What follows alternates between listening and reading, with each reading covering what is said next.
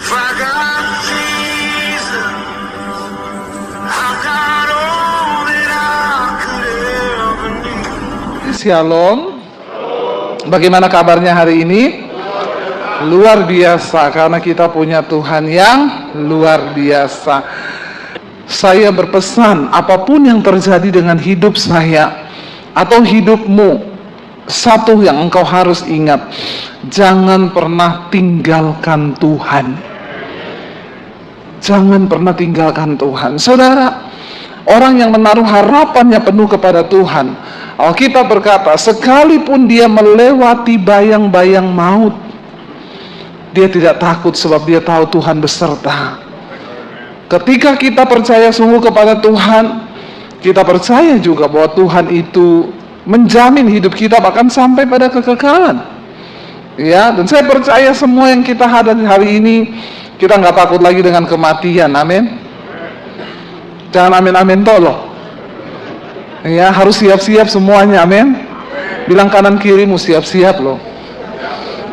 Mari kita baca bersama firman Tuhan. Saya percaya firman Tuhan akan menjadi jawaban bagi setiap kita, bagaimana kita hidup menghormati Tuhan. Mari buka bersama 1 Raja-Raja pasal 22, saudara. Hari-hari ini panas sekali ya. 1 Raja-Raja pasal 22, ayat yang pertama saya baca, saudara, ayat yang kedua, dan seterusnya ya.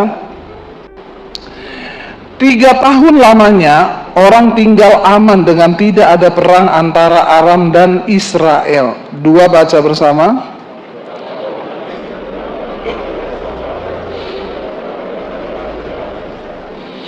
Jadi saudara, seperti yang kita tahu bahwa kerajaan Israel itu terbagi atas 2, yaitu kerajaan selatan dan kerajaan utara.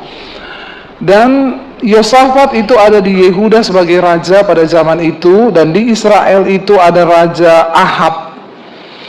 Kita tahu bersama Ahab adalah seorang raja yang jahat. Karena apa, saudara? Dia menikah dengan seorang perempuan yang paling jahat di Alkitab. Siapa perempuan yang paling jahat di Alkitab? Ada yang tahu? Isabel. Ya, orang Kristen harus tahu cerita di Alkitab, supaya engkau bisa cerita kepada anakmu. Bapak-bapak kalau mendongeng atau cerita kepada anak, cerita tentang sejarah atau kisah di Alkitab. Ini kisah-kisahnya menarik loh ya. Lalu ketika itu Raja Yosafat jalan-jalan ke Israel, ketemu sama Raja Ahab. Kita tahu Raja Ahab itu dikatakan raja yang jahat. Kenapa? Dia menikah dengan perempuan yang salah. Isabel membawa patung-patung berhala masuk ke Israel, dan Ahab suaminya diminta untuk membangun kuil-kuil penyembahan terhadap dewa Baal dan Dewi Asiterot. Dan akhirnya bukan hanya membangunkan kuil itu, Ahab juga ikut menyembah kepada berhala. Dan Alkitab berkata, kenapa Tuhan menghukum Ahab? Karena dia bukan hanya berdosa dengan dirinya sendiri, tapi dia ajak orang lain untuk berdosa. Karena Ahab, bangsa Israel seluruhnya ikut menjadi penyembah berhala. Dan karena itu Tuhan menghukum. Dan bukan cuma itu, Ahab ini seorang raja yang keinginannya itu tidak terbendung. Kita tahu ceritanya bersama ketika satu kali Ahab ini menginginkan kebun anggur milik siapa? Nabot. Kebun anggur itu diingini oleh Ahab. Saya mau tanya saudara, sebagai raja di Israel, kira-kira istananya Ahab itu gede atau kecil? Ya, besar kan? Kira-kira tanahnya luas atau sempit? Luas kan? Dia juga mau tanam kebun anggur kan? Ya terserah dia, mau di mana aja bisa kan? Tapi dia kepengen tanahnya, kebun anggurnya yang namanya Nabot. Waktu dia kepengen, dia suruh beli, tanya sama Nabot, mau dijual berapa? Tapi ternyata Nabot menjawab, saya tidak menjual kebun itu. Kenapa? Karena itu adalah peninggalan atau warisan orang tua. Ya kadang orang itu tidak semua harus dihargai dengan uang toh. ada hal-hal yang memang nggak bisa. Bukan karena dia nggak butuh uang, mungkin Nabot butuh uang, tapi karena itu warisan orang tua. Mungkin dulu orang tuanya berpesan jangan dijual, jadi Nabot nggak mau jual. Lalu Ahab bersedih, saudara. Dia punya keinginan tidak dituruti. Istrinya Isabel tanya, "Pak, kamu kenapa sedih?" Ahab bilang, "Aku pengen tuh kebun anggur, tapi Nabot nggak mau kasih jual." Sebagai istri yang baik, ibu-ibu kita ini sebagai istri ya, kita kalau sebagai istri, suami itu bersedih karena ada yang dia pengeni, tapi memang itu tidak bisa. Kira-kira kita nih ngomongnya apa sama suami? Sebagai istri yang baik loh. Ya kalau saya nih ya, nggak tahu saya ini baik atau tidak ya, tapi saya akan ngomong ke suami, sudahlah, buat apa lagi kepengen punyanya orang? Tanahmu kan sudah besar toh. Itu kan istri yang baik kan. Ngapain sih Pak mikirkan yang seperti itu? Cukupkanlah dirimu dengan apa yang ada padamu. Itu istri yang bijaksana. Tapi Isabel jahat. Dia bilang sama Ahab begini, "Hello, kamu bersedih karena kamu gak bisa dapat tanah Nabot. Ingat ya, kamu tuh raja loh.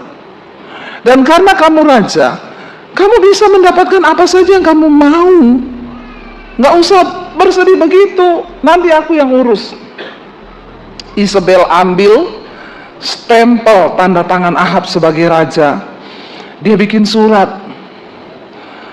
Dia tulis di sana, bikin berita acara, Nabot sudah menghujat Tuhan dan menghujat Raja Israel.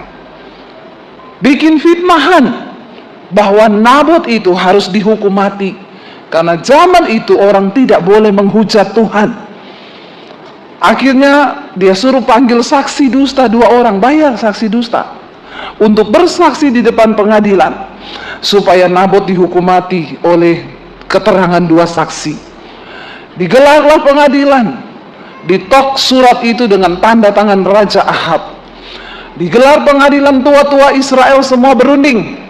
Lalu 2 orang saksi dusta maju dan berkata, "Iya betul, Nabot menghujat Allah.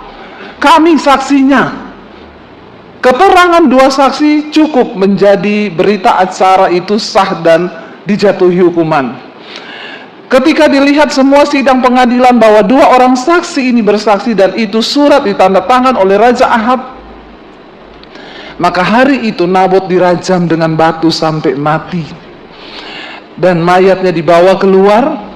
Alkitab berkata, darah Nabot mengalir, dijilat oleh anjing. Dan tanah Nabot diambil alih oleh Raja Ahab. Tuhan melihat semua kejahatan yang kita lakukan. Tidak ada satupun yang tersembunyi. Ketamakan, kerakusan Raja Ahab untuk memiliki lebih dan lebih lagi. Saudara, hati-hati. Seringkali keinginan dan kerakusan kita itu menjadi berhala, sehingga itu membutakan mata kita dan menghalalkan segala cara. Ada orang-orang berebut warisan, dia tahu itu bukan haknya, dia paksa orang tuanya tanda tangan. Hati-hati, hidup ini bukan hanya hari ini saja. Ingat, kita semua akan berdiri di hadapan tahta pengadilan Kristus. Ketika Nabot mati, Tuhan melihat itu sebagai sebuah kejahatan. Tuhan berkata kepada Elia, "Kamu pergi sampaikan kepada Raja Ahab, aku telah melihat kejahatan yang kau rancangkan dengan istrimu. Dan engkau akan melihat, satu saat engkau pun akan mati dibunuh, dan darahmu akan dijilat oleh anjing, serta dicuci di sungai. Darahmu akan mengalir ke sungai di mana tempat perempuan-perempuan sundal mandi di sana." Mengerikan. Dan apakah ayat itu, firman itu terjadi? Itu diucapkan Elia beberapa tahun yang lalu. Kita akan lihat, saudara. Ketika Raja Yehuda itu datang kepada Raja Israel, berkatalah Raja Ahab begini kepada Raja Israel, kepada Raja Yosafat. Ayat 3, berkatalah Raja Israel kepada pegawai-pegawainya, "Tahukah kamu bahwa Ramot Gilead sebenarnya milik kita. Tanah lagi kan, kepengen lagi memiliki. Tetapi kita ini tinggal diam saja. Kita tidak merebutnya dari tangan raja negeri Aram. Lalu katanya kepada Yosafat, maukah engkau pergi bersama-sama dengan aku untuk memerangi Ramot Gilead? Jawab Yosafat kepada Raja Israel, kita sama-sama, yuk. Aku dan engkau, rakyatku dan rakyatmu, kudaku dan kudamu. Diajaklah Raja Yosafat. Tapi Yosafat ini Raja Yehuda, dia dikenal sebagai raja yang takut akan Tuhan. Makanya ayat 5 dia berkata begini, kita baca bersama yuk ayat yang kelima. Tetapi Yosafat berkata kepada Raja Israel, baiklah, tanyakanlah dahulu firman Tuhan. Orang yang takut akan Tuhan itu akan selalu bertanya kepada Tuhan. Saudara, apa kunci kemenangan penyertaan Tuhan di dunia ini? Hanya orang-orang yang sungguh-sungguh mengandalkan Tuhan akan melihat penyertaan Tuhan. Jadi tandanya apa? Apapun yang kita mau kerjakan di dunia ini, tanyakan dulu firman Tuhan. Amin. Saudara mau beli rumah, saudara mau beli mobil, saudara mau buka usaha, saudara mau begini, tanyakan dulu kepada Tuhan. Ketika engkau diberkati dengan keuangan, jangan berpikir uang itu hakmu. Saya dan suami kami belajar untuk selalu. Kemarin lihat pameran mobil di Jakarta. Jauh sebelum pameran tuh suami saya bilang, saya nanti kita beli mobil ini ya. Iya. Tapi saya bilang, berdoa Tuhan izinkan apa enggak. Iya, kita bawa dalam doa sekarang, kata suami saya. Ya iya, doa dulu mau, sekarang kan pamerannya masih lama. Tiba-tiba pameran dibuka, kita pergi saudara ke mobil yang mau kita lihat. Saya bilang sama suami, berdoa loh, berdoa. Kita lihat di mobil itu udah naik, disuruh coba sama orangnya. Enak ya Pak? Enak, memang enak. Ya udah Bapak DP dulu, nanti berapa hari kami kirim. Suami saya bilang, tunggu, jangan buru-buru DP saya. Minta damai sejahtera dari Tuhan. Kita keliling-keliling dulu. Mas, bentar kita keliling-keliling dulu ya. Iya Pak, enggak DP aja sekarang Pak, ini lagi ada promo gini-gini. Enggak, kita keliling dulu. Kita keliling, suami saya bilang, minta tanda ya saya sejahtera apa enggak. Menabur, nomor 1 ya. Jangan saudara lupa, ingat semua harta yang kau punya hari ini akan dipertanggungjawabkan di hadapan Tuhan. Jangan sampai Tuhan bilang, sini kau menghadap, bawa catatan keuanganmu. Nanti kita akan menghadap Tuhan. Bulan ini kamu beli apa? Setiap bulan, setiap bulan beli tas 100 juta, 200, 300, 400, 500, tas, mobil, tas, sepatu, gini-gini nih. Menaburmu berapa? Minus. Nggak pernah nabur. Saudara, semua harus kita pertanggungjawabkan di hadapan Tuhan. Akhirnya kami jalan keliling. Suami saya bilang, saya gimana? Kamu damai sejahtera nggak? Nggak Isai, masa kita ini hamba Tuhan beli mobil kayak gitu loh. Jangan, hedon. Terus saya tanya sama suami saya, kalau kamu? Iya, aku juga tidak sejahtera. Ya sudah pulang, udah jadi. Lo kita harus menahan diri saudara. Bukan berarti semua keinginan kita itu adalah sesuatu yang Tuhan restui. Benar enggak? Ya, masih banyak hal yang perlu kita lakukan untuk pekerjaan Tuhan. Harus bijaksana, apa-apa tanya Tuhan. Mau beli apa aja, mau melangkah apa aja, mau buka toko. Anak-anak muda yang kepengen menikah siapa? Angkat tangan. Yang belum nikah aja, yang sudah nikah jangan angkat tangan. Ya, ada di belakang tinggi sekali ya Tuhan, lihatlah tangannya itu yang terangkat sangat tinggi sekali ya. Berarti memang pergumulannya udah kebelet banget tuh ya. Pengen kawin dia. Tapi enggak apa-apa, kita doain. Tetapi jangan lupa tanya Tuhan. Bawa dalam doa. Kalau Tuhan bilang itu bukan jodohmu, ya jangan dipaksakan, karena kau akan menderita nanti. Ya, dengar-dengaran sama Tuhan. Yosafat berkata, tanyakan dahulu firman Tuhan. Ayat yang ke-6, baca bersama 1, 2, 3. Lalu Raja Israel mengumpulkan para nabi, kira-kira 400 orang banyaknya. Kemudian bertanyalah ia kepada mereka, apakah aku boleh pergi berperang melawan Ramot Gilead, atau aku membatalkannya? Jawab mereka, majulah, Tuhan akan menyerahkan ke dalam tangan raja. Saudara, zaman itu perjanjian lama, kita tahu Israel itu adalah bangsa teokratis. Pemimpinnya satu-satunya adalah Tuhan. Tapi ketika mereka berteriak minta raja, Tuhan kasih raja. Tetapi tetap keputusan atas bangsa itu berdasarkan suara Tuhan. Jadi kepemimpinan politik zaman itu di Israel, suara nabi-nabi sangat diperhitungkan oleh raja. Ahab, raja yang jahat, dia tahu kalau nabi Tuhan yang asli pasti menentang keinginannya. Jadi Ahab itu kenapa jahat di mata Tuhan? Dia bikin kelompok nabi-nabi palsu untuk berbicara mendukung semua yang dia mau. Kalau saudara baca judul perikopnya di sana adalah ya, nabi Tuhan berhadapan dengan nabi palsu. Ketika ada yang asli, selalu ada yang palsu. Nabi pun begitu. Ahab bikin kelompok nabi untuk mendukung semua rencana dan program-programnya agar rakyat percaya bahwa itu suara Tuhan. Makanya Ahab tuh jahat, sampai suara Tuhan aja dipalsu sama dia. 400 nabi berkata, maju karena Tuhan akan memberikan kemenangan kepadamu. Ayat yang berikutnya saudara, ayat yang ke-8. Lalu ayat yang ke-7, Yosafat itu pegah dengan Tuhan.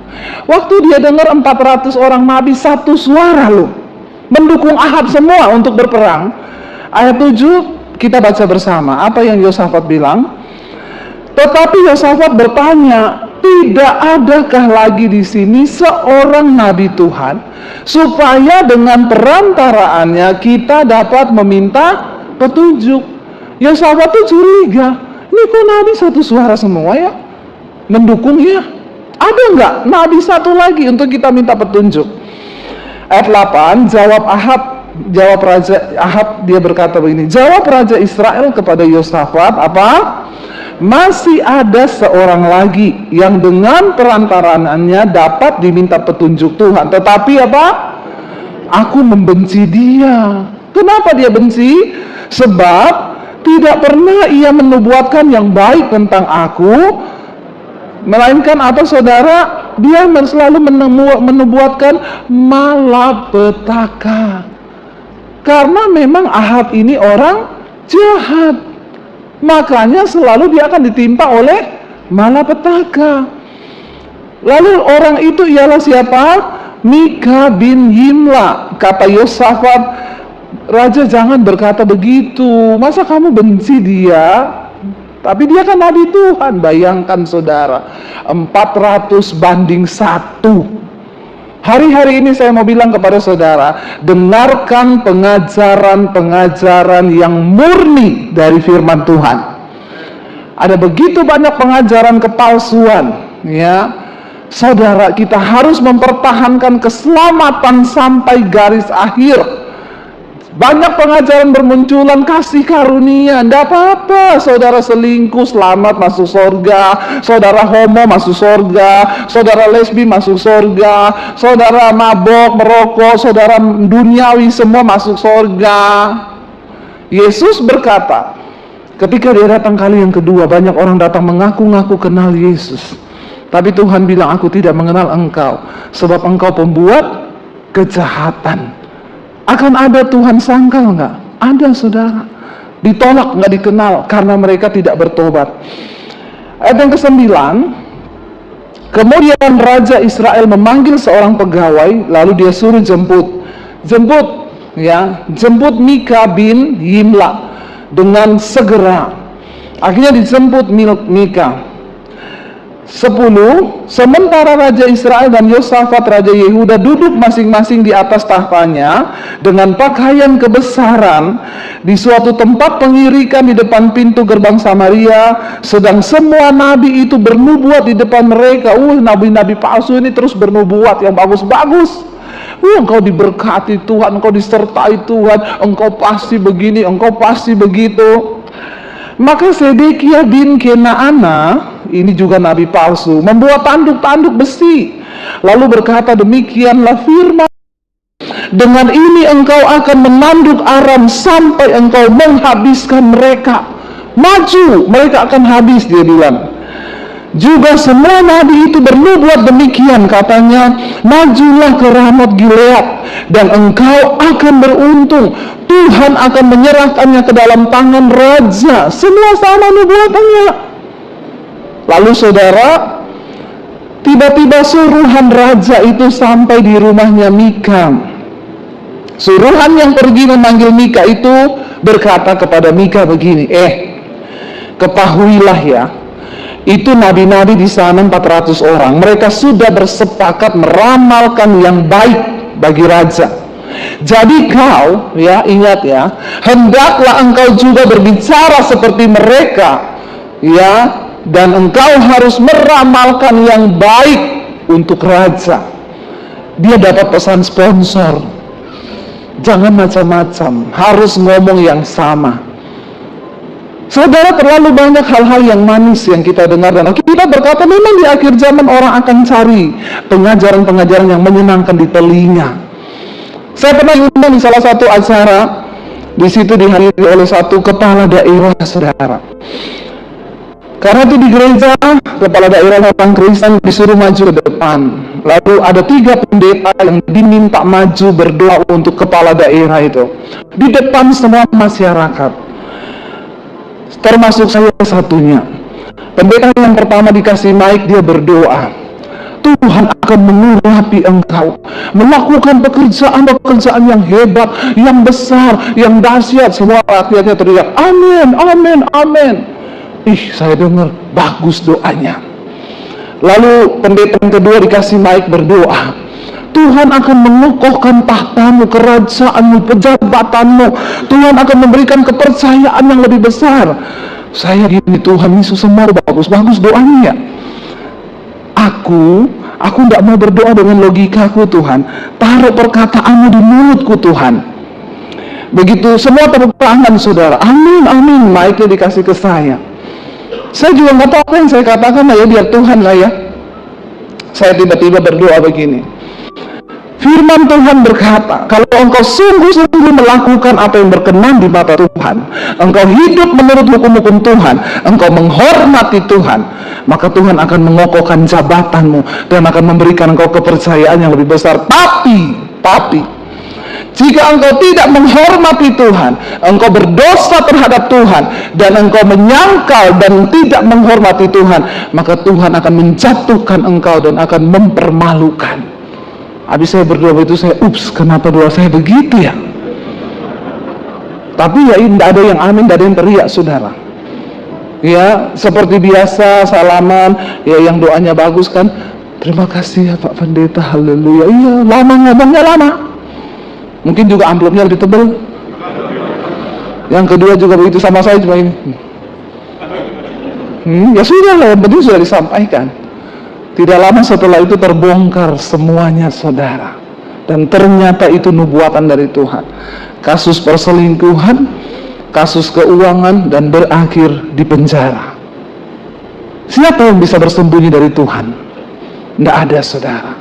Kalau Tuhan berkata, itu pasti terjadi. Akhirnya dikatakan kepada Mika, jangan kau ngomong yang macam-macam, kecuali sama. Ayat 14 baca bersama. Tetapi Mika menjawab, demi Tuhan yang hidup, sesungguhnya apa yang akan difirmankan Tuhan kepadaku, itulah yang akan kukatakan. Saya kadang kalau habis khotbah, suami saya itu bisiki, khotbahmu tadi itu udah terlalu keras. Saya bilang, ngomong ke Tuhan, jangan ngomong ke saya. Ya, saudara mau khotbah yang keras? Apa yang lembek-lembek? Karena makanan yang keras itu untuk orang dewasa. Makanan yang lembek itu untuk bayi. Ya, yang saya heran udah tua-tua semuanya masa masih kayak bayi terus. Itu namanya bayi ajaib. Mukanya tua, ya, tapi nggak mau bertumbuh. Loh, hanya bayi yang makan bubur dihancurin, di blender lagi. Tapi saya tanya, bubur ada gizinya? Ya, orang dewasa makan nasi padang pakai sambal, ya, apalagi kalau makan ayam geprek, tingkat kepedesannya pol. Nggak apa-apa, dia nggak sakit perut karena sudah dewasa. Lalu saudara dikatakan, kita lanjut ayat 15, setelah ia sampai kepada raja, bertanyalah raja kepadanya, Mika, apakah kami boleh pergi berperang melawan Ramot Gilead atau kami membatalkannya? Jawabnya kepadanya, majulah. Mika itu bercanda saudara, bercanda.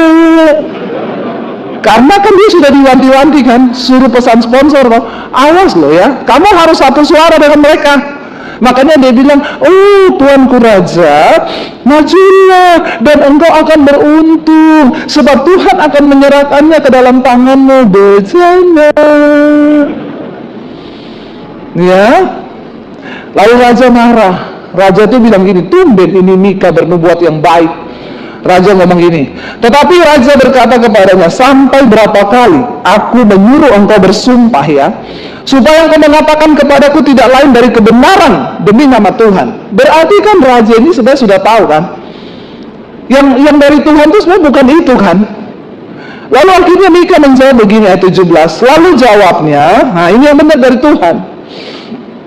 Kau mau tahu kalau kau pergi berperang apa yang akan terjadi? Telah kulihat seluruh Israel bercerai-berai di gunung-gunung seperti domba-domba yang tidak mempunyai gembala. Sebab itu Tuhan berfirman kepada mereka, mereka ini tidak punya Tuhan. Baiklah masing-masing pulang ke rumahnya dengan selamat. Kemudian Raja Israel, Raja Ahab berkata begini kepada Yosafat, lihat nih, lihat, betul kan? Telah kukatakan kan kepadamu, tidak pernah dia ini menubuatkan yang baik tentang aku, melainkan hanya malapetaka. Ini kan berarti nubuatannya Israel seperti gembala yang tidak domba yang tidak bergembala, nggak punya Tuhan. Berarti apa? Rajanya mati. Harusnya kalau dia tahu itu suara Tuhan, taat, jangan berangkat. Amin. Tapi dasar orang punya keinginan itu melebihi ketaatannya. Hati-hati saudara. Tahun 2024 tanpa ketaatan engkau tidak akan melihat berkat-berkat Tuhan di hidupmu. Karena itu tinggalkan dosa, buang semua hal yang menyakiti hati Tuhan. Tuhan berkata, aku menghormati orang yang menghormati aku. Bayangkan loh, kalau kita menghormati Tuhan, kita dihormati Tuhan loh. Wow, kalau Tuhan menghormati kita, saudara bisa bayangkan apa yang akan saudara alami. Saya melihat bagaimana Tuhan menyertai hidup kami. Saya cuma tiap hari bisa berkata, wow. Amin. Tapi engkau harus menghormati Tuhan. Lalu dikatakan di sana begini, saudara. Kita lompat ayat yang ke-27. Raja Israel itu tidak terima apa perkataan Tuhan. Dia nggak mau pegang, saudara.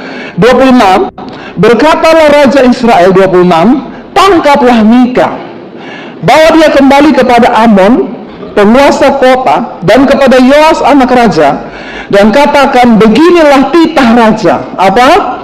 Masukkan orang ini dalam penjara, dan beri dia makan roti dan minum air yang serba sedikit, jangan banyak-banyak, supaya dia tidak mati. Supaya apa saudara? Kalau nanti dia masih hidup, sampai aku pulang dengan selamat. Masih pede banget dia. Nggak mau dengar Tuhan, nggak mau dengar firman Tuhan, malah memberontak. Apa yang Mika jawab kepada raja? Tapi jawab Mika, jika engkau benar-benar engkau pulang dengan selamat, tentulah itu bukan Tuhan yang berfirman kepadaku. Tuhan berarti tidak berfirman lewat aku. Lalu disambung Mika begini, dengar hai bangsa-bangsa sekalian, pegang ucapanku ini ya. Kalau memang raja pulang dengan selamat dari pertempuran itu, berarti aku tidak dipakai Tuhan untuk menyampaikan firman-Nya. Ayat 29 baca bersama. Sesudah itu majulah Raja Israel dengan Yosafat, Raja Yehuda ke Ramot Gilead. Tetap maju. Raja Israel berkata kepada Yosafat, pintar sekali memang ini Ahab.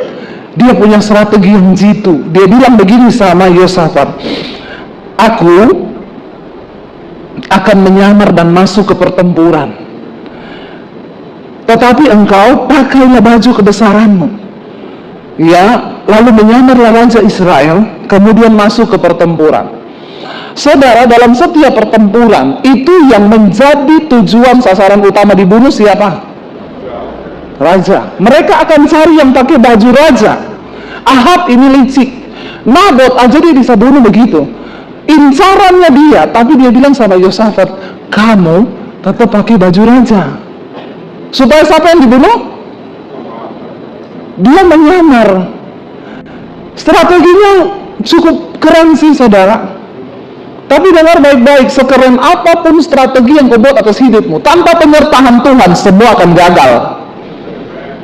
Hanya Tuhan yang sanggup membuat semua yang kita rancangkan itu berhasil. Jangan bikin strategi sendiri, kita nggak cukup pintar dengan hidup ini. Akan ada begitu banyak kelicikan di luar sana. Tapi ketika engkau mengandalkan Tuhan, dan Yosafat seorang yang takut akan Tuhan, Tuhan pasti melindungi dia. Lalu dikatakan di sana, adapun Raja Negeri Aram, ayat 31, telah memberi perintah kepada para panglima pasukan keretanya. Raja Aram punya strategi juga. Dia punya panglima itu 32 orang banyaknya. Itu prajurit-prajurit yang ampuh. Mereka ini orang-orang top dalam peperangan. Raja Aram bilang begini, jangan kamu berperang melawan sembarang orang, melainkan kamu hanya melawan Raja Israel saja. Raja Aram bilang, jangan buang energi, buang waktumu untuk berperang dengan prajuritnya. Sasaranmu ketika masuk di medan pertempuran, cari yang pakai baju raja. Segera sesudah para panglima pasukan kereta melihat Yosafat. Nah, kan Yosafat yang disuruh maju sama Ahab kan, pakai baju perang ya. Dia kan menyamar. Lalu mereka berkata, itu pasti Raja Israel, Raja Ahab. Lalu majulah mereka untuk menyerang. Tetapi Yosafat berteriak, maaf, aku bukan Raja Israel. Aku ini Yosafat, Raja Yehuda.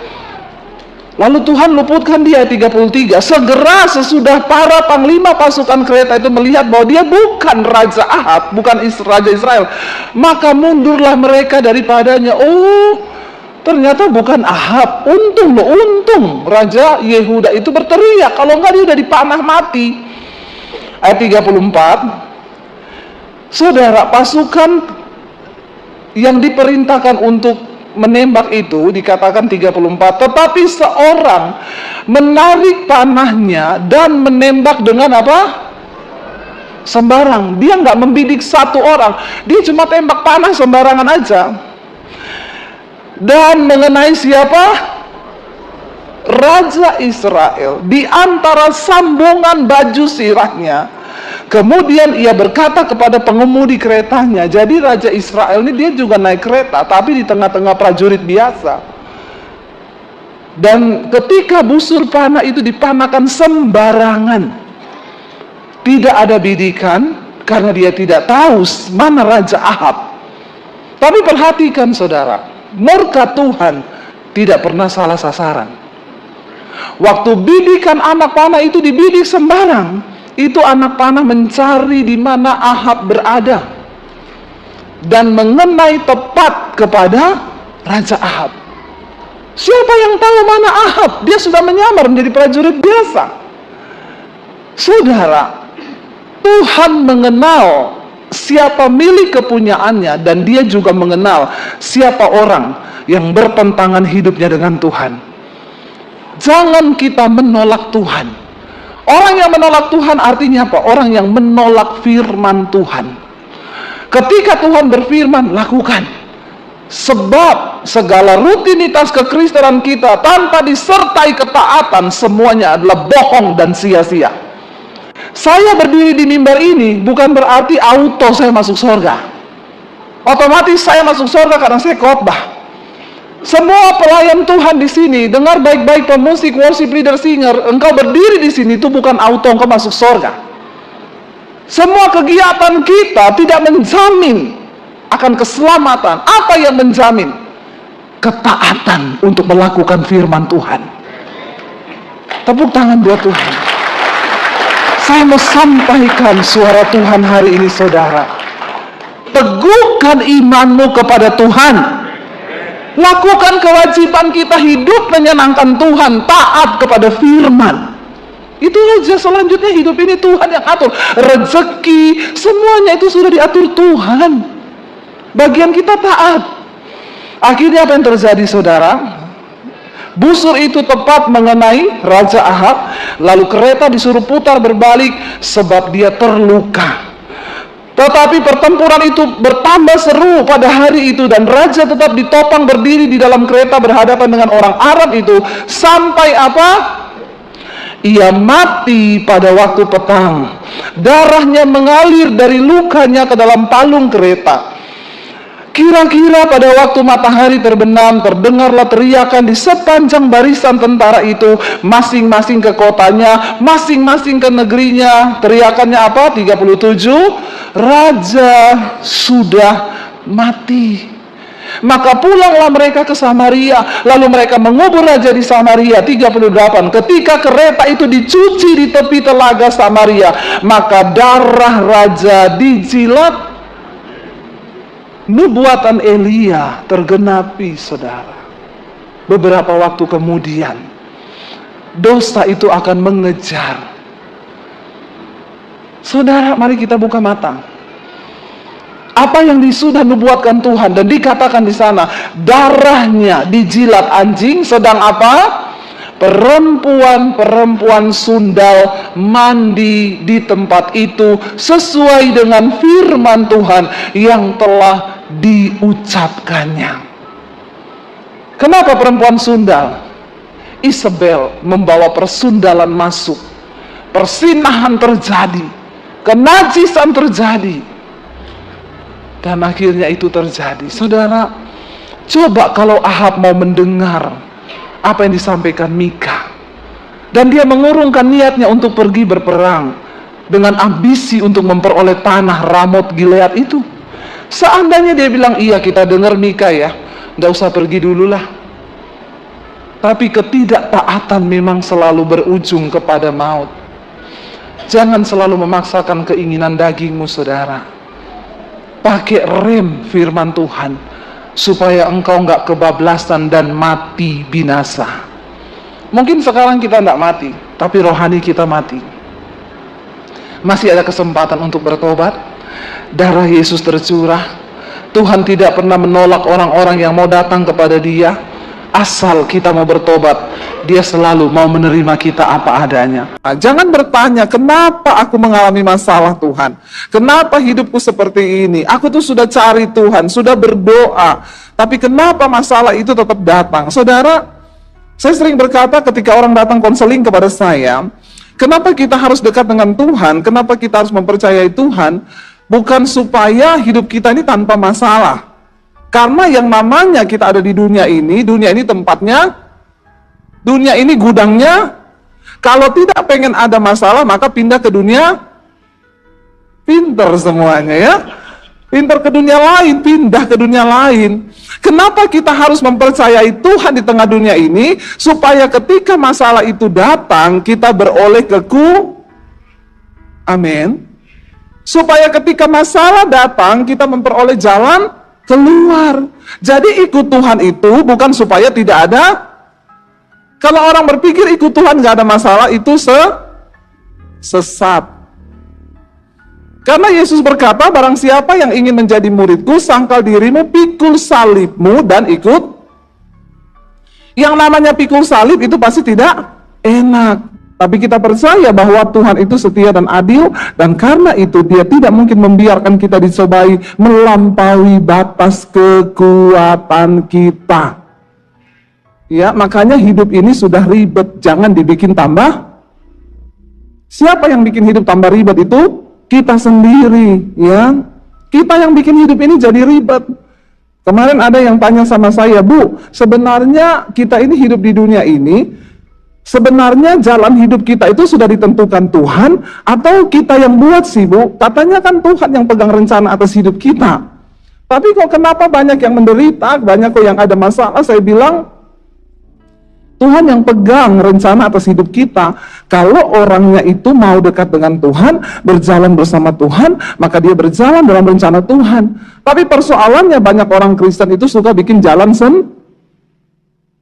soalnya kerjanya di Pimpro Bina Marga, PU, tukang bikin jalan. Ya, ada yang tanya sama saya, sekarang gini Bu, kalau rencana Tuhan itu berarti kan, ya Tuhan mentakdirkan sesuatu yang baik bagi hidup manusia.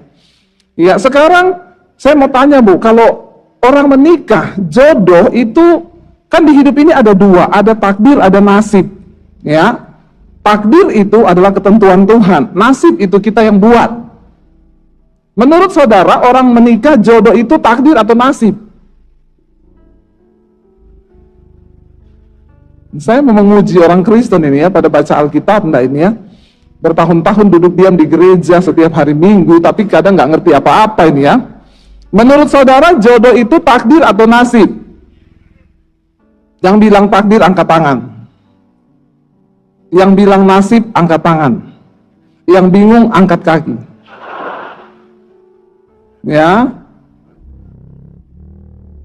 dua-duanya benar. Takdir itu kalau kita berjalan sesuai dengan tuntunan Tuhan, itu takdir. Kayak saya sama suami saya. Ya iya dong, saya harus kasih contoh saya dong. Masa pendeta kasih contohnya orang lain? Amin. Saya sama suami saya itu takdir Tuhan. Kenapa? Karena dulu saya pertama bertobat, saya bilang sama Tuhan, Tuhan saya tidak mau menikah. Saya hanya mau melayani Tuhan. Tapi satu kali ketika saya sedang berdoa, saya dengar suara Tuhan berkata, kamu terlalu cantik untuk tidak menikah. Masalah buat lo. Kok keberatan ya? Semua ini mengejek atau apa ya? Lalu akhirnya saya bilang, oke Tuhan kalau gitu tunjukkan jodoh saya itu yang mana. Saya nggak mau main-main, karena bagi saya pernikahan itu adalah untuk menggenapi rencana Tuhan atas hidup saya. Kalau kita mau berjalan bersama dengan Tuhan. Jadi saya berdoa buat jodoh saya. Yang datang tuh banyak. Yang naik Mercy. Lewat saudara. Ya, tapi doa Tuhan bilang bukan itu. Makanya jangan cari jodoh itu cuma lihat kayanya. Yang penting berkepribadian, rumah pribadi, mobil pribadi, deposit pribadi. Padahal bukan rencana Tuhan itu. Jangan kau pikir kaya itu bisa bikin bahagia. Halo ibu-ibu. Yang amin bapak-bapak. Ya. Jadi saya berdoa sama Tuhan, yang mana jodohku Tuhan. Ya banyak yang lewat. Lalu Tuhan menunjukkan jodoh saya itu suami saya. Waktu saya berdoa, saya lihat mukanya. Tapi saya tengking dalam nama Yesus. Kenapa? Naik motor. Motornya bukan motor baru, motor jadul. Lo kan enak naik Mercy, bener nggak? Nggak kehujanan, Mercy lagi. Ini naik motor, kehujanan, sudah pasti saya nanti pakai mantel hujan.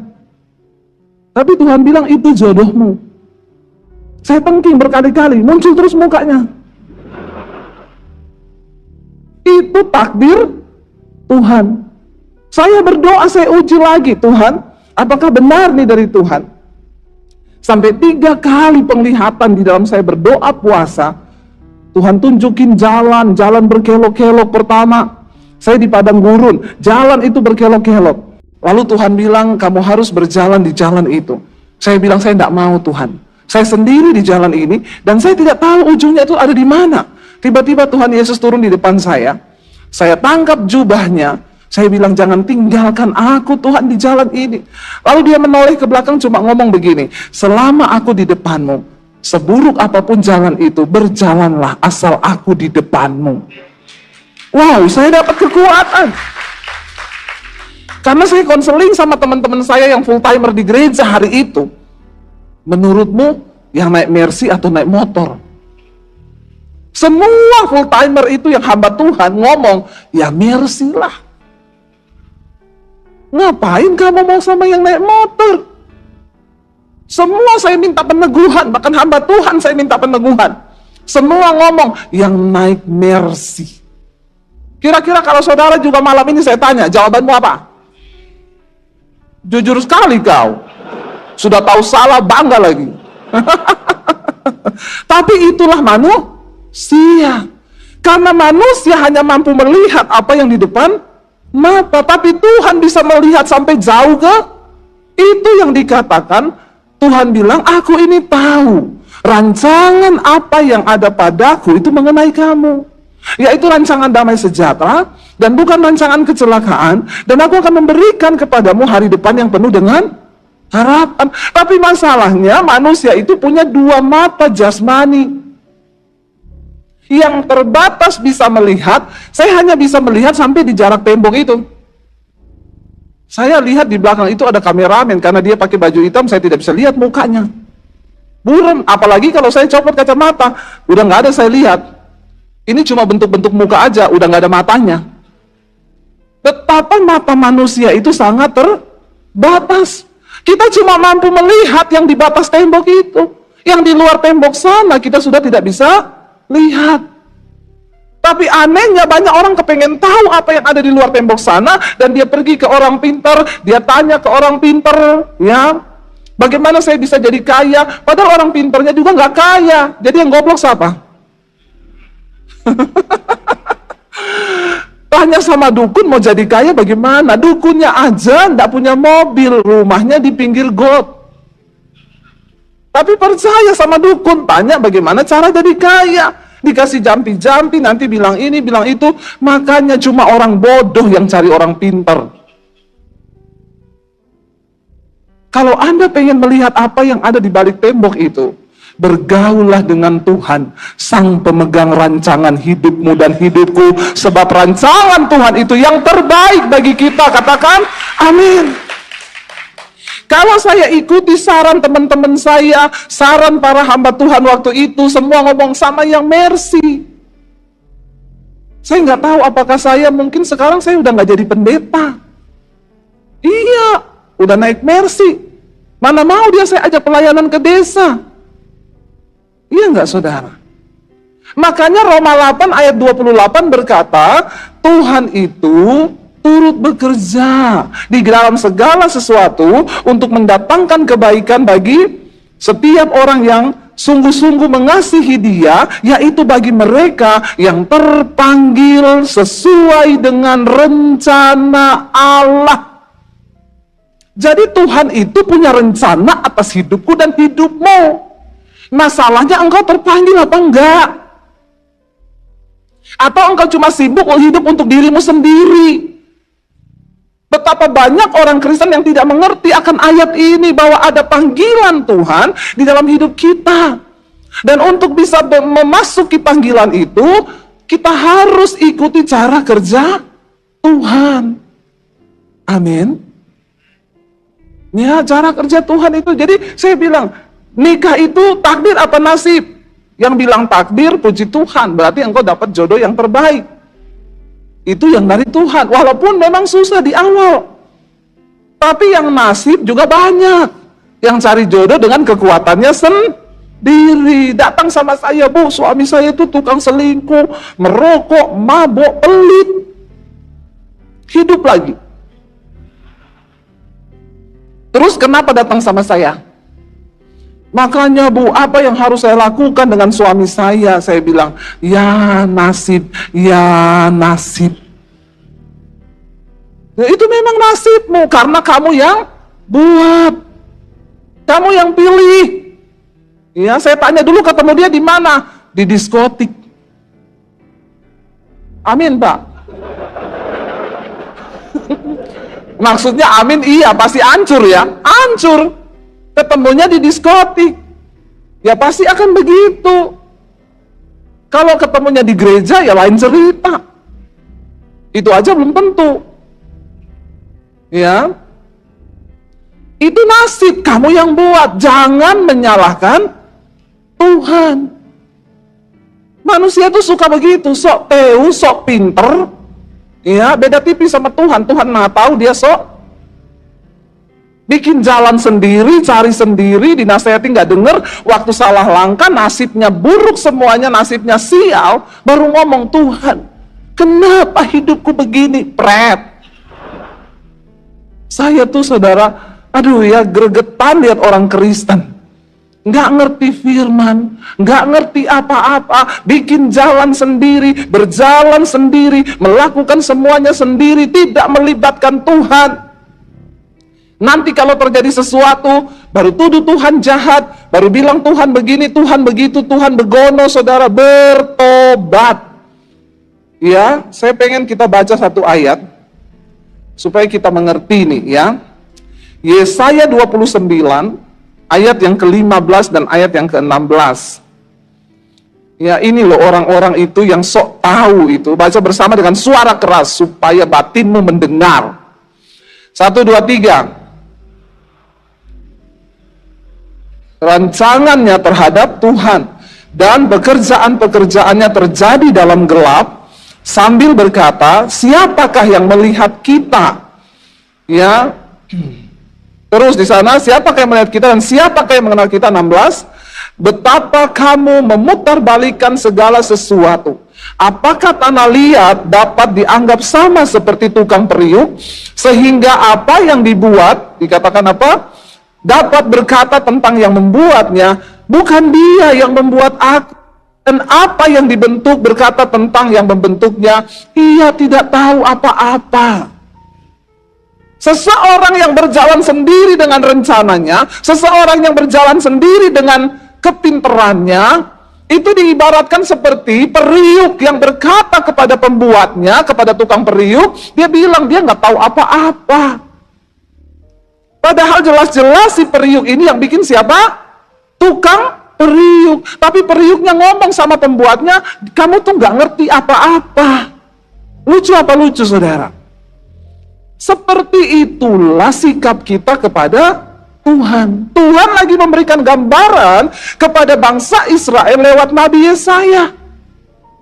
Bangsa ini tuh seperti itu. Seperti periuk yang berkata kepada tukang periuknya, yang berkata bahwa dia itu nggak tahu apa-apa, dia tidak sanggup berbuat apa-apa. Ya, dikatakan, bukankah dia yang membuat aku? Ya, tapi dia bilang, iya, tapi dia tidak bisa berbuat apa-apa. Ya, bahkan dia tidak tahu apa-apa, bukan dia yang membuat aku. Waktu kita berjalan dengan rencana kita sendiri, itu artinya kita sedang tidak mengakui Tuhan di dalam hidup kita, saudara. Libatkan Tuhan di dalam segala sesuatu di hidupmu.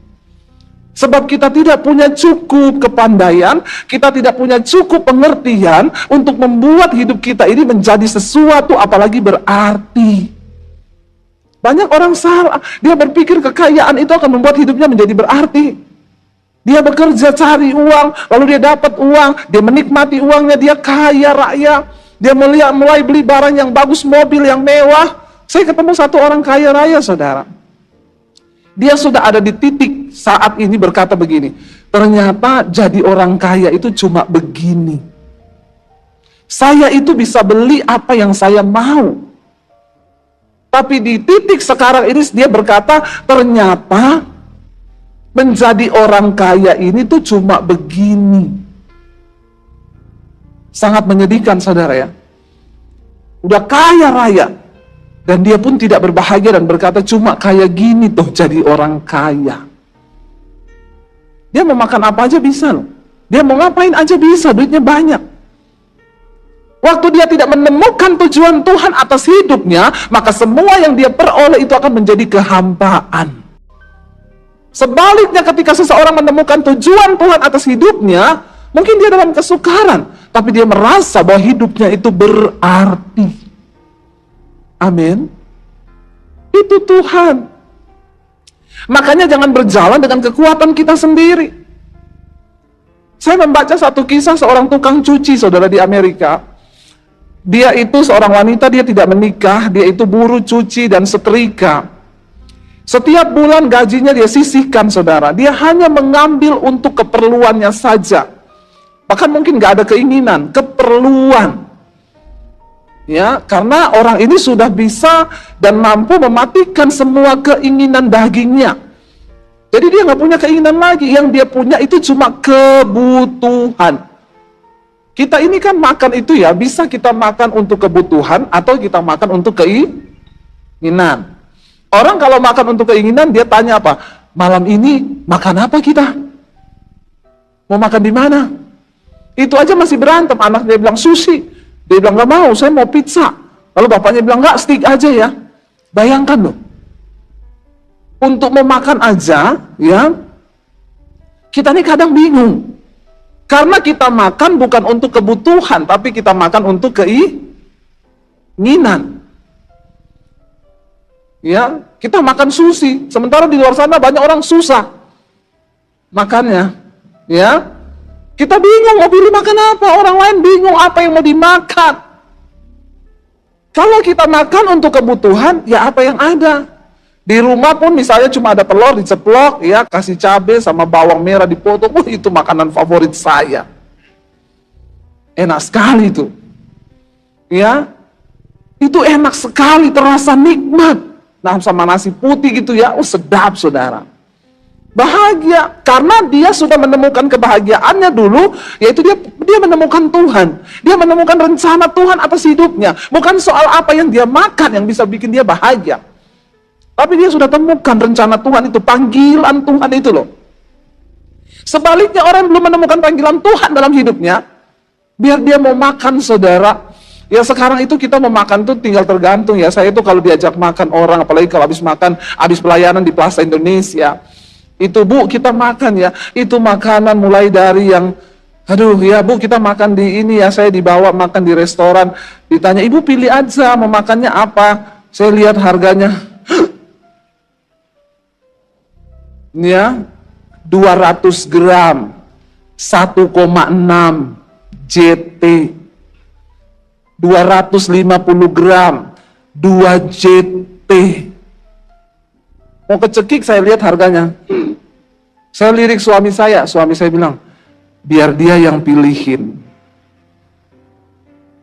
Karena saya juga bingung, saya cari yang harga 200.000 tidak ada di situ. Cuma ada kue kecil begini, wah tidak kenyang juga saya kalau makan ini. Serba salah, saudara. Jadi saya bilang aja, Ibu yang pilihin aja Bu, saya nggak ngerti Bu. Oh iya ini Bu yang spesial di sini, saya lihat 2,8. Kita makan itu bisa sudah buat sebulan ya, beli telur itu dapat berapa lusin, saudara, di rumah ya, sama cabai, aduh ya. Sekarang apa? Untuk apa kita hidup ini? Saya sudah menemukan dan melihat banyak, saya ketemu dengan banyak orang, saudara. Saya ketemu sopir taksi, saya naik taksi.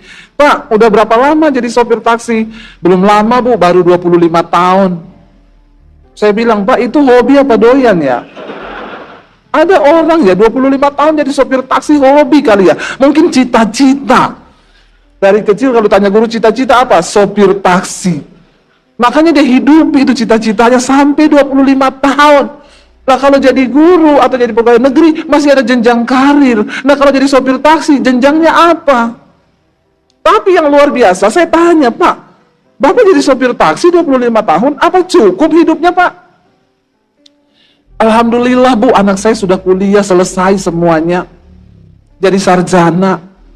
Terus Bapak tetap jadi sopir taksi? Iya, bagi saya itu Bu, yang penting makan cukup, keluarga bahagia, anak-anak saya bisa sekolah, udah cukup. Saya nggak kepengen apa-apa, saya menikmati ini. Loh itu lebih dari pemenang loh saudara. Saya ketemu orang kaya raya saudara, cekot pikirannya, sibuk terus mikirin itu, mikirin ini, lebih bahagia mana? Jadi saudara pilih jadi sopir taksi atau jadi pengusaha?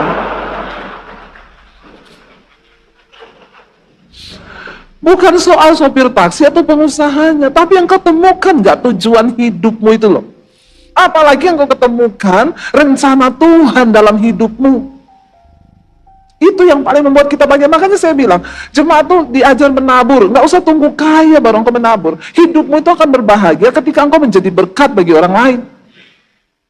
Misalnya, engkau lihat ada saudaramu, anaknya nggak bisa sekolah. Engkau bisa menyisihkan itu, ya, sesuai dengan kemampuanmu. Bahagia loh hidupmu. Bahagia saudara. Ya, walaupun nggak usah yang wah-wah, tapi kita mencoba melakukan sesuatu di hidup ini. Dikatakan di sana, jangan berjalan dengan keinginanmu sendiri, tapi temukan rencana Tuhan dalam hidupmu. Karena ketika kita berjalan dengan kekuatan kita sendiri, kita tuh kayak periuk tadi. Yang berkata kepada tuannya, bukan dia yang membuat aku, dia ini nggak tahu apa-apa. Betapa banyak kita ini sombong berjalan. Saya dulu sebelum bertobat, saudara, saya berjalan dengan kemauan saya sendiri. Saya melakukan semua yang saya mau. Saya melakukan dosa karena saya pikir itu yang bisa buat saya bahagia. Tapi ketika saya terima Tuhan Yesus, saya terima Yesus waktu saya lulus SMA. Sejak saat itu semuanya berubah. Saya berkata, Tuhan, hidupku ini untuk menggenapi rencana Tuhan. Dan Tuhan ubah semuanya. Bahkan paradigma saya berubah. Dulu kalau cari pacar, yaitu tadi yang berkepribadian, ya, mobil pribadi, rumah pribadi, semuanya pribadi. Tapi ketika saya bertemu Tuhan, diubah Tuhan. Nomor 1, dia takut Tuhan. Nomor 2, pastikan dia laki-laki. Karena sekarang banyak yang setengah laki-laki. Ya, jadi-jadian. Sudah menikah baru ketahuan ternyata dia tidak suka perempuan, sukanya laki-laki. Banyak sekarang, makanya yang perempuan-perempuan berdoa. Yang penting nomor 1 dia takut Tuhan. Nggak usah lihat six pack. Karena sekarang cowok yang six pack sudah punya cowok. Yang tersisa itu cuma yang one pack saja. Nggak apa-apa, yang penting normal ya Pak ya. Walaupun one pack gitu ya, tapi normal. Iya, amin ya Pak. Iya, Bapak paling aminnya kenceng ya. Saudara, Alkitab berkata bahwa ayo kita selaraskan hidup kita dengan rencana Tuhan. Ketika saya berjumpa dengan Tuhan, semuanya berubah. Cara pandang saya tidak berani melangkah sendiri. Bahkan ketika saya disuruh memilih keluarga atau Yesus, saya bilang, Tuhan, saya takut untuk maju. Kalau saya tinggalkan rumah, keluarga saya mau makan apa, saya mau hidup di mana. Tapi jangan kehendakku Tuhan, biar kehendakmu saja yang jadi. Jadi hidup ini sebenarnya bukan soal kita senang atau tidak. Apakah kita berada di dalam rencana Tuhan atau tidak, itu masalahnya. Sekalipun kita tidak senang, sekalipun kita susah, sekalipun gak enak, kalau itu di dalam rencana Tuhan, jalani saja, itu yang akan membuat hidupmu bahagia. Amin. Buat yang muda-muda di sini, nggak usah pertahankan pacar, mau seganteng apapun. Kalau nggak takut Tuhan, ya. Dulu saya bilang begitu, Tuhan, saya lebih baik tidak menikah daripada saya salah menikah. Cegah saya Tuhan, saya mending nggak menikah daripada saya salah menikah. Karena dulu saya pelayanan, ya waktu saya ada di sekolah Alkitab di Makassar, saya itu pelayanan di JO Studio. Dulu ya John Hartman waktu itu. Itu di samping tempat tidur saya telepon. Mulai di atas jam 12 malam itu teleponnya berdering. Makanya saya ini anemia, kurang darah. Jam 12 malam telepon berdering itu harus diangkat saudara. Halo? Ibu Debbie, doakan suami saya enggak pulang-pulang Bu, udah 3 hari. Di telepon enggak diangkat, SMS enggak dibalas. Suaminya Bang Toyib ya Bu. Salah nikahnya sama Bang Toyib. Nanti tutup jam 1 telepon lagi ada. Bu, saya dipukul suami saya. Jadi saya tuh tiap hari mendengar dan melihat adegan-adegan yang berbahaya. Yang hanya bisa dilakukan oleh para ahli saja. Jadi saya takut menikah saudara. Jadi saya berhati-hati, saya bilang, Tuhan, saya itu cegah saya, kalau saya salah menikah, cegah saya Tuhan. Saya lebih baik tidak menikah daripada saya salah menikah. Yang muda-muda dengarkan baik-baik. Bersyukur yang masih jomblo. Bersyukur, lebih baik lama berdoa daripada cepat-cepat berdoa tapi jadi masalah. Seringkali orang manusia itu ya, gini saudara, kita itu berpikir orang itu tidak dapat jodoh, sudah mulai kepala 26, 27, apalagi mau memasuki 30, itu mulai bergumul. Bu, doakan Bu, supaya saya ada masalah Bu, masalah saya besar sekali, saya ini belum ketemu jodoh. Dia pikir waktu ketemu jodoh, masalahnya selesai. Orang itu ketemu jodoh, masalahnya selesai atau tambah masalah? Lah kenapa nikah? Udah tahu tambah masalah. Orang menikah itu kan tambah masalah. Waktu saya belum menikah, masalah saya sendiri. Ketika saya menikah dengan suami saya, kita nggak bisa bilang begini.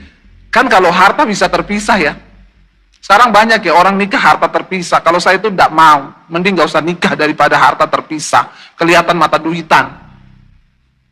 Ya, tapi kan ada, oke, itu masih sah. Ya, kita menikah harta terpisah. Tapi nggak ada orang menikah ngomong gini, kita menikah masalah terpisah. Nggak ada kan?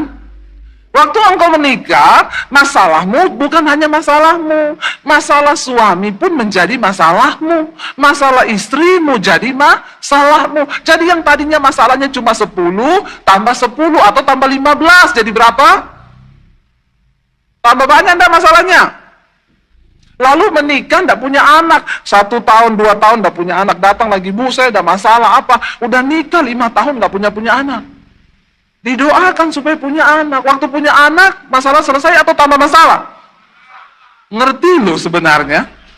Makanya nggak usah terlalu alay lebay. Kau sudah tahu sendiri bahwa yang membawa masalah itu kau sendiri kan. Apalagi menikah dengan orang yang memang sudah banyak. Aduh, jadi mau bagaimana ya hidup ini ya? Kita punya anak 1, anak ini kalau dengar-dengaran ya sudahlah, masalahnya cuma 5. Lalu kita punya lahir lagi anak yang kedua, makanya banyak orang sekarang takut punya anak.